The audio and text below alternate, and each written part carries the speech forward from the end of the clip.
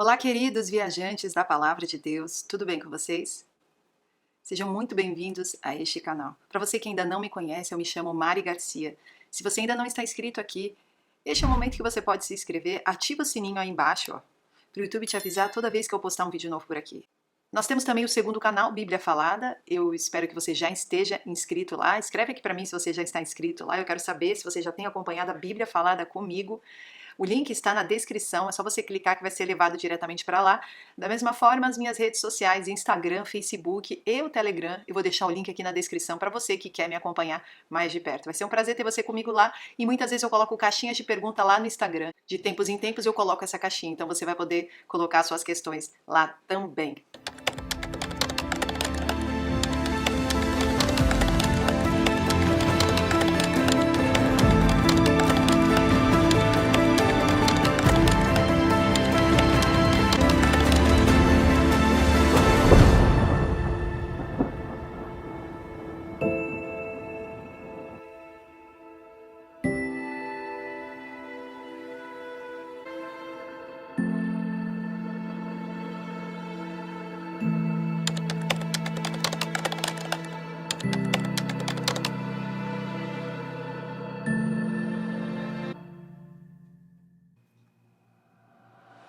Depois vi 4 anjos de pé nos 4 cantos da terra, retendo os 4 ventos, para impedir que qualquer vento soprasse na terra, no mar ou em qualquer árvore.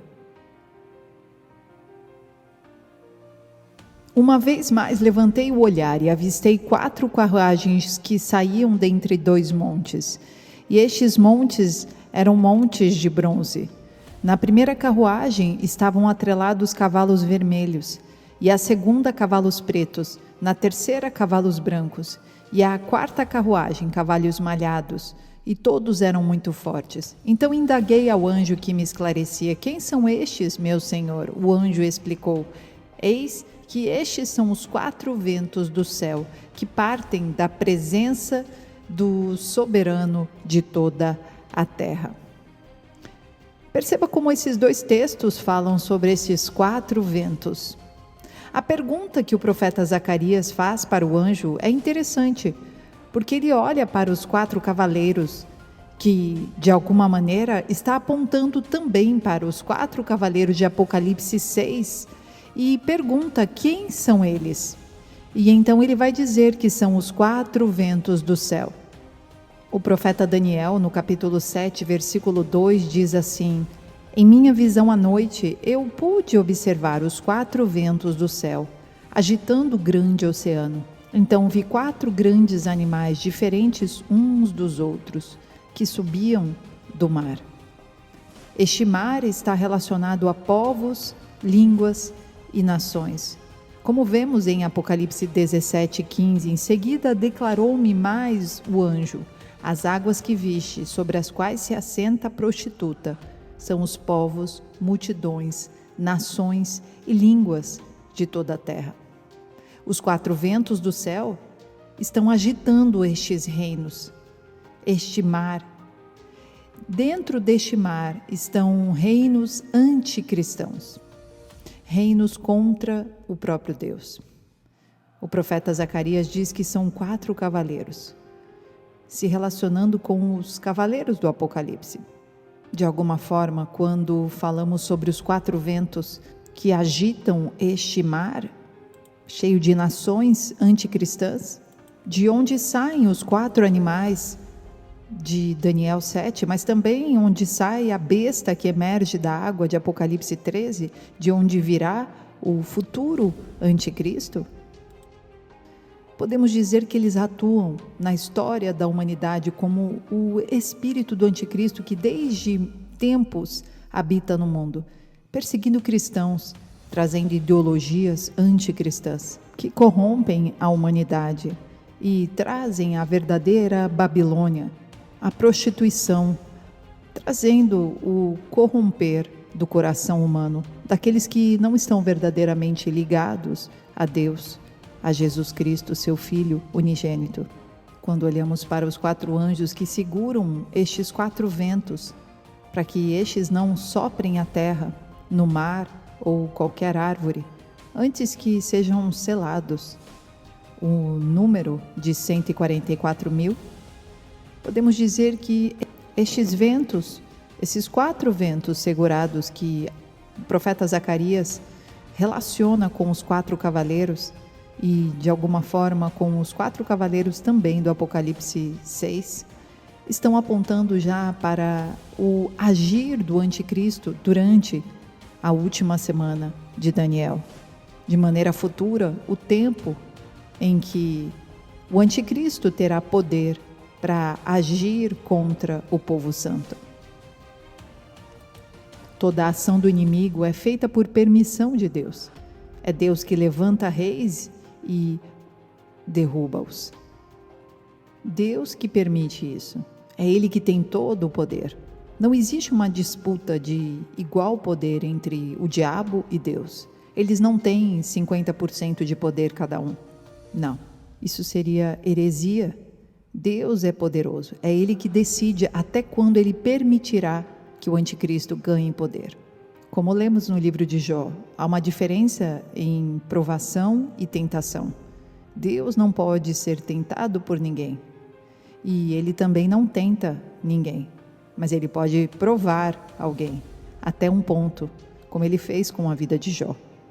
1 Coríntios 10, 13 diz: não vos sobreveio tentação que não fosse comum aos seres humanos, mas Deus é fiel e não permitirá que sejais tentado além do que podeis resistir. Pelo contrário, juntamente com a tentação, proverá um livramento para que a possais suportar.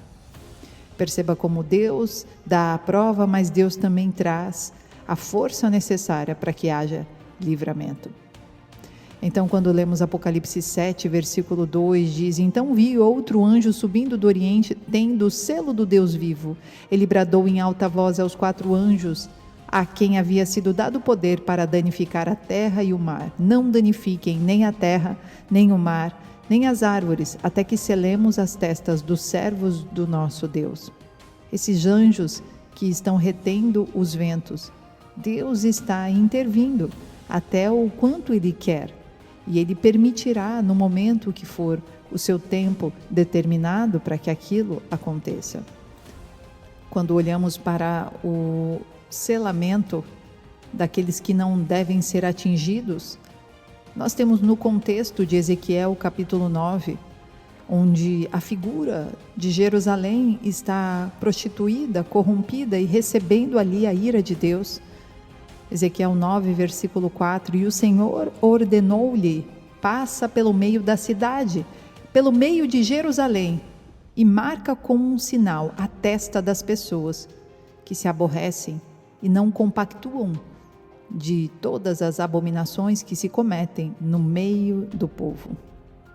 Perceba como este selo está separando aqueles que não compactuam com a prostituição da Babilônia e do mal. Este selo também aponta para a ação do Espírito Santo. Podemos dizer que o mesmo Espírito que desceu em Atos 2, no Pentecostes, que apontava para a chuva temporã, virá neste tempo da grande tribulação como chuva seródia. Então, nós temos aqui um renovar do Espírito Santo. Digamos que assim como houve entre Elias e Eliseu esta porção que foi passada para Eliseu, uma porção dobrada, aqui também está apontando para este selamento, esta maturidade do corpo de Cristo. Então, os 144.000 está apontando para a totalidade do povo de Deus, do corpo de Cristo. Quando olhamos para Apocalipse 21, nós vemos ali a respeito da Nova Jerusalém e dos muros, e nós vemos no versículo 2 assim: e eu, João, vi a cidade santa, a Nova Jerusalém, que de Deus descia do céu, adereçada como uma esposa ataviada para o seu marido. Versículo 17: e mediu o seu muro de 144 côvados, conforme a medida de homem, que é a de um anjo. Perceba como a medida aqui do muro desta cidade, Nova Jerusalém, que aponta para essa esposa ataviada, para a noiva de Cristo, para a igreja espiritual, está sendo medida por 144 côvados. E aqui ele fala que é medida de homem e que é a de um anjo, apontando aqui para Lucas, capítulo 20, versículo 35, que diz: mas os que forem havidos por digno de alcançar o mundo vindouro e a ressurreição dentre os mortos, nem hão de casar, nem ser dados em casamento, porque já não podem mais morrer, pois são iguais aos anjos e são filhos de Deus, sendo filhos da ressurreição. E que os mortos hão de ressuscitar também o mostrou Moisés junto à sarça, quando chama ao Senhor Deus de Abraão e Deus de Isaque e Deus de Jacó. Ora, Deus não é Deus de mortos, mas de vivos, porque para Ele vivem todos. Perceba como aqui mostra que o corpo ressuscitado se assemelha a corpo de anjo, e aqui apontando para essas medidas de 144 côvados da muralha da Nova Jerusalém, e também para o número de 144 mil selados durante este tempo da última semana de Daniel. Apocalipse 7, versículo 4. Então ouvi o número dos que foram selados, 144 mil, de todas as tribos de Israel.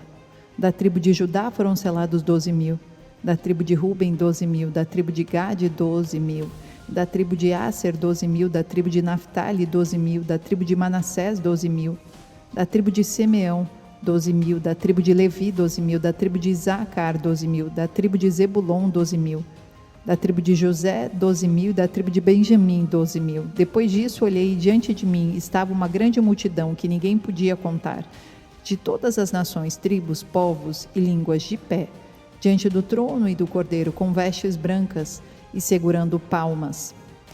Lembrem-se de quando Jesus entra em Jerusalém e as pessoas estão gritando: Hosana, bendito é o que vem em nome do Senhor. Eles estão com palmeiras balançando, e aqui apontando para um reino que seria estabelecido no futuro, mas que também estava sendo estabelecido dentro de nós, porque quando Jesus chega, ele modifica o nosso interior, trazendo o reino dos céus para dentro de nós.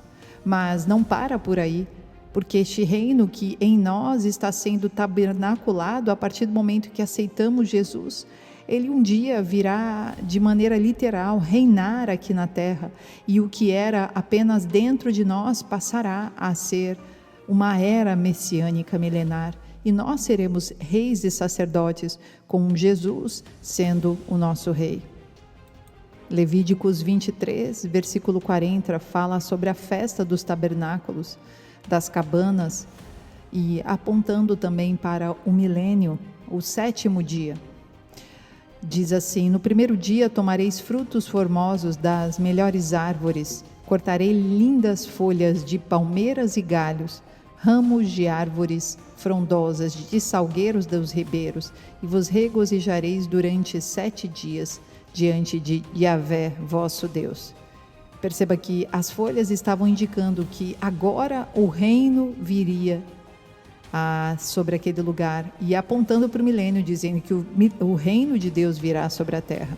Aqui trazendo esta menção do Apocalipse 7, desta grande multidão que está justamente antecipando-se para o milênio. Ali está iniciando esta era, esta nova era messiânica. Apocalipse 21, versículo 2. Vi também a cidade santa, Nova Jerusalém, que descia dos céus da parte de Deus, adornada como uma linda noiva para o seu esposo amado. E ouvi uma forte voz que procedia do trono, que declarava: eis que o tabernáculo de Deus agora está entre os homens, com os quais ele habitará. Eles serão o seu povo, e o próprio Deus viverá com eles, e será o seu Deus. O tabernáculo está apontando para o reino que hoje habita em nós, mas que um dia virá sobre toda a terra. Apocalipse 7, versículo 13. Um dos anciãos me falou dizendo: estes que estão vestidos de vestes brancas, quem são e de onde vieram? E eu disse-lhe: Senhor, tu sabes. E ele disse-me: estes são os que vieram da grande tribulação, e lavaram as suas vestes e as branquearam no sangue do Cordeiro. Por isso estão diante do trono de Deus e o servem dia e noite no seu templo. E aquele que está sentado sobre o trono os cobrirá com a sua sombra. Nunca mais terão fome, nunca mais terão sede, nem sol, nem calma alguma cairá sobre eles, porque o Cordeiro que está no meio do trono os apacentará. E lhe servirá de guia para as fontes vivas das águas, e Deus limpará de seus olhos toda a lágrima. Esta é a grande multidão, com as suas vestes lavadas no sangue do Cordeiro, que vieram justamente da grande tribulação. Apocalipse 21, versículo 4: Ele lhes enxugará dos olhos toda a lágrima. Não haverá mais morte, nem pranto, nem lamento, nem dor, porquanto a antiga ordem está encerrada. Perceba como em ambos, Apocalipse 7 e Apocalipse 21, ele está enxugando dos olhos toda a lágrima. Sim, os 144.000 apontam para aqueles que serão selados. Estarão no tempo da grande tribulação. Estarão protegidos pelo Senhor, mas também separados, santificados, com vestes brancas, com palmas nas mãos e aguardando o reino messiânico milenar. Este é o nosso alvo. Vivemos para a volta de Cristo todos os dias. Deus abençoe, queridos. Fiquem na paz e até o próximo vídeo.